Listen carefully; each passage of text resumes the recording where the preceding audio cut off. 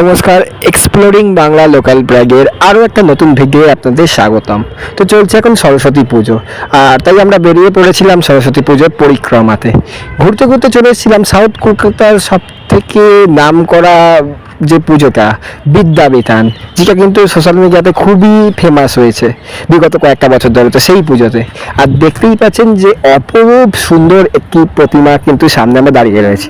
প্রতিমার রূপদান করেছেন পদ্মশ্রী শ্রী সনাতন রুদ্রপাল। প্রতিমাটা সব মিলিয়ে প্রায় 30 থেকে 35 ফুট উচ্চতার তো হবেই। আর এই যে সাজসজ্জা, শোনা যাচ্ছে যে কি নাকি আঁখের ছিবড়ে দিয়ে, আঁখের ছিবড়ে দিয়ে নাকি তৈরি হয়েছে এই পুরো সাজসজ্জা। মানে জাস্ট চোখ ধারানো একটা অ্যাম্বিয়েন্স কিন্তু এই পুজো মণ্ডপে তৈরি হয়েছিল। এর যদি লোকেশন বলেন, এটা রয়েছে সিইটিতে। টালিগঞ্জ মেট্রো স্টেশনে নেমে সেখান থেকে আপনার কলাবাগানগামী যে কোনো বাস ধরবেন, তারপর সেখান থেকে লোকেশন অন করে জাস্ট 2 থেকে 3 মিনিট হাঁটলেই পেয়ে যাবেন এই পুজোটা।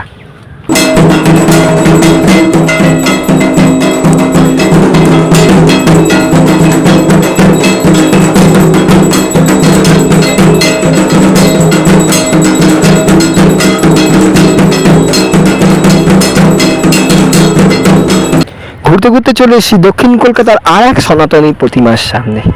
এটিরও রূপদান করেছেন সনাতন রুদ্রপাল মহাশয়। এটি কসবা বালক সংঘের প্রতিমা। প্রত্যেক বছরই কিন্তু এখানে নানান রকম চমক থাকে, আর এই বছরে কিন্তু দেখা যাচ্ছে রথে করে, অর্থাৎ রথে চড়ে আসছে মা সরস্বতী। কোলে রয়েছে জগন্নাথ দেব, বলরাম দেব এবং সুভদ্রা দেবী। অপূর্ব, জাস্ট অপূর্বভাবে কিন্তু সাজিয়ে তোলা হয়েছে। একদিকে যেমন শ্রী চৈতন্যকে আমরা দেখতে পাচ্ছি, অন্যদিকে কিন্তু দেখতে পাচ্ছি সেই যে রাস্তা পরিষ্কার করে পুরীর জগন্নাথ দেবের রথকে নিয়ে আসা হয়, সেইভাবে কিন্তু যেন নিয়ে আসা হচ্ছে। এখন রয়েছি কসবার সব থেকে উঁচু যে প্রতিমা, সেই প্রতিমার সামনে। প্রতিমার উচ্চতা প্রায় 21 থেকে 25 ফুট তো হবেই। প্রতিমার রূপদান করেছেন শ্রী সৌম্যজিৎ ব্যানার্জি।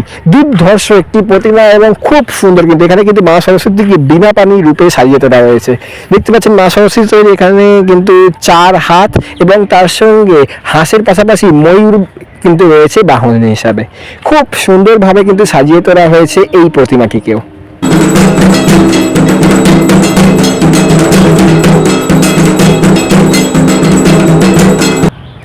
ঘুরতে ঘুরতে যাচ্ছিলাম, তখনই বালিগঞ্জের বাটার গলিতে এই পুজোটা দেখতে পেলাম। এই পুজোটা ঠিক মানে ক্লাবের নামটা আমার জানা নেই, তবে প্রতি বছর কিন্তু এই পুজোটা বেশ বড় করেই হয়, এবং ঠাকুরও কিন্তু বেশ অনেকটাই বড় থাকে। যেহেতু আমার স্কুলের পাশে, তাই স্কুল যাওয়ার পথে কিন্তু প্রত্যেক বছরই এই পুজোটা আমার দেখা হয়ে যায়, তাই এই বছরও দেখে নিলাম।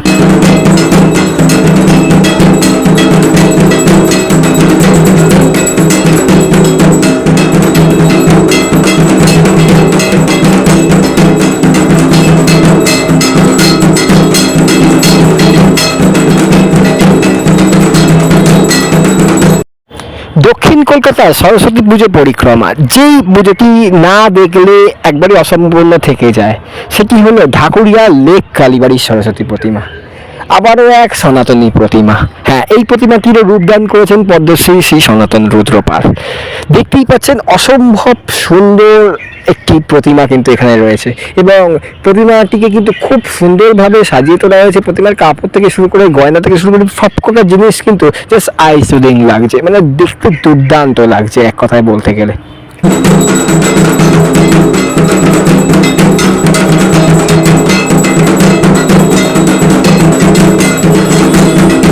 পুরো কলকাতায় মনে হয় এই একটি জায়গা যেখানে সরস্বতী পুজোর দিনকে হয় ভারত মাতার পুজো।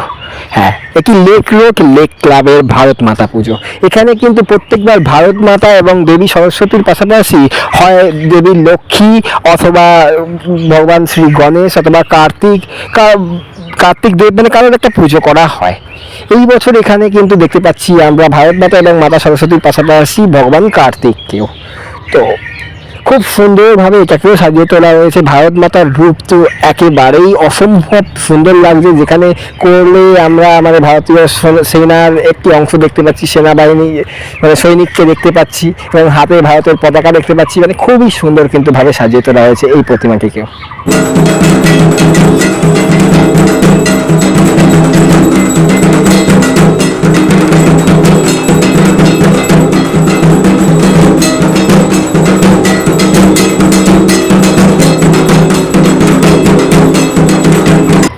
ভাবছেন যে সরস্বতী পুজো পরিক্রমা করতে করতে হঠাৎ করে দুর্গা পুজো করতে গিয়ে চলে এলো? না, তারাপথ্যতেই আমরা দাঁড়িয়ে রয়েছি সরস্বতী পুজো পরিক্রমা করার জন্য। নিশ্চয়ই এতদিন আপনারা জেনেই গেছেন যে তারাপথ্যতে দুর্গা পুজোর পাশাপাশি কিন্তু সরস্বতী পুজো হয় বিশাল বড় করে। সোশ্যাল মিডিয়ার থ্রু দিয়ে আমরা প্রায় সকলেই জেনে গেছি। তো চলে গেছিলাম তারাপথ্যতেই সরস্বতী পুজো পরিক্রমা করতে। এসে জাস্ট চোখ ধাঁধিয়ে গেল, কারণ সেই বিশাল প্রতিমা, সাজসজ্জা মানে দুর্দান্ত। পুরো দুর্গা পুজোর ভাইবস পেলাম এই পুজোটায় এসে।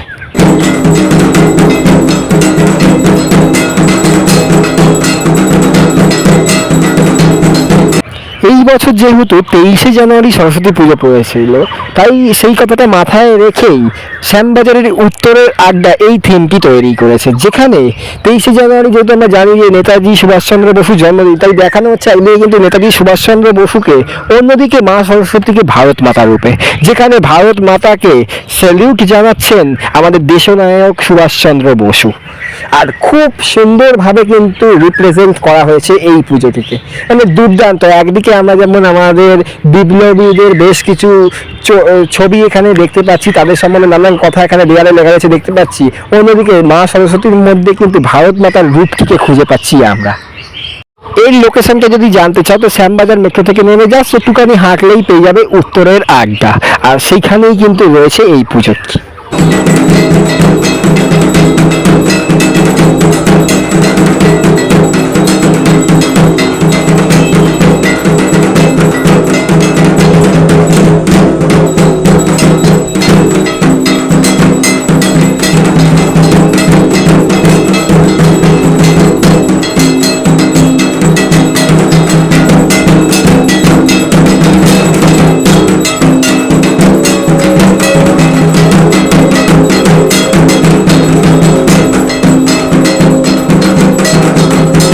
রাস্তা দিয়ে চলতে চলতে হঠাৎ করেই চোখে পড়ে গেল শ্যামবাজারের অগ্রণী সঙ্গের এই পুজো।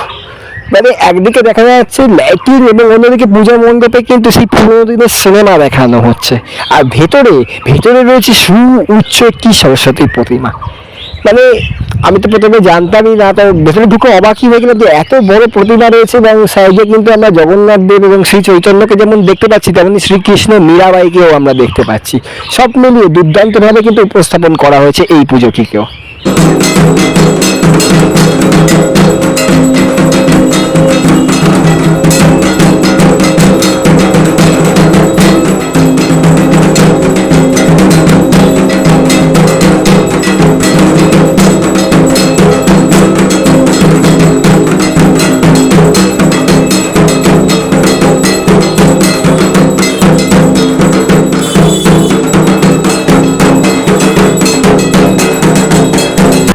কলকাতা ধীরে ধীরে এখন সব পুজোতেই এসে গেছে থিমের চমক। বাদ পড়েনি সরস্বতী পুজো।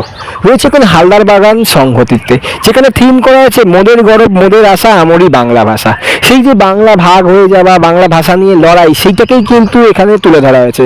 মাঝখানে দেখানো হয়েছে কাঁটাতার, একদিকে ভারত অন্যদিকে বাংলাদেশ, আর তার দুয়ের মধ্যেই মা সরস্বতী ঠিক যেন আমাদের ঘরের মেয়ে হয়ে উঠেছে। দুর্দান্তভাবে কিন্তু সাজিয়ে তোলা হয়েছে এই পুজো মণ্ডপকে। সত্যি কথা বলতে এখনো পর্যন্ত যে কটি দেখলাম তার মধ্যে যদি থিমের চমক বলে, এই পুজোটিতে থিমের চমক কিন্তু সব থেকে সুন্দর লেগেছে আমার।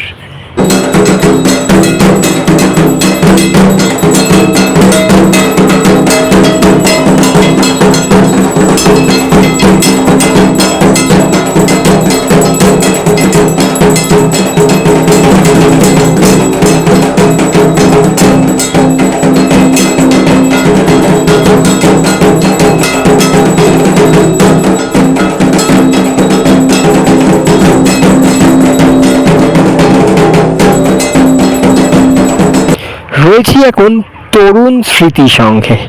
হ্যাঁ, বিগত বছরগুলোতে এখানে কিন্তু এরকম কিউট সরস্বতী প্রতিমা এবং আরও অনেক ধরনের চমক রেখেছিল, এই বছরে রাখা হয়েছে। এই বছর এই প্রতিমার রূপদান করেছেন পদ্মশ্রী শ্রী সনাতন রুদ্রপাল। মূলত সনাতন রুদ্রপাল মহাশয় যে ধরনের প্রতিমার ধাঁচ আমরা দেখে থাকি, একদম তার অন্য জনারের একটা কিন্তু প্রতিমা এখানে আমরা দেখতে পাচ্ছি। ঘুরতে ঘুরতে অবশেষে পৌঁছে গেলাম চোর বাগানে। চোর বাগানেও কিন্তু খুব সুন্দরভাবে সরস্বতী পুজো হয়। অনেকেই জানো, অনেকেই বা জানো না যে দুর্গাপুজোর পাশাপাশি চোর বাগানেও কিন্তু হয় খুব ভালো সরস্বতী পুজো। দেখতে পাচ্ছ যে এখানে কি সুন্দর লাইটের মাধ্যমে তুলে ধরা হয়েছে সরস্বতী প্রতিমাটিকেও বেশ সুন্দর লাগছে। এবং নিচে কিন্তু সেই যে আমরা লাড্ডু গোপাল বলি, সেরকম প্রচুর লাড্ডু গোপালের পেতলের মূর্তি দিয়ে কিন্তু সাজানো হয়েছিল মূর্তি পুরো পূজা মণ্ডপের অংশটিকে। দুর্দান্ত লাগছিল। তো যা যাওনি তারা অবশ্যই গিয়ে দেখতে পারো।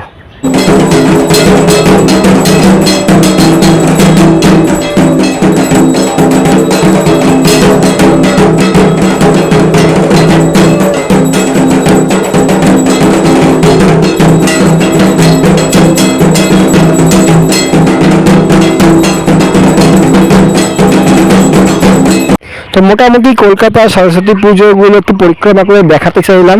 কেমন লাগলো তোমাদের অবশ্যই কমেন্টে জানিও। দেখা হবে পরের ভিডিওতে। ভালো থাকো, সুস্থ থাকো।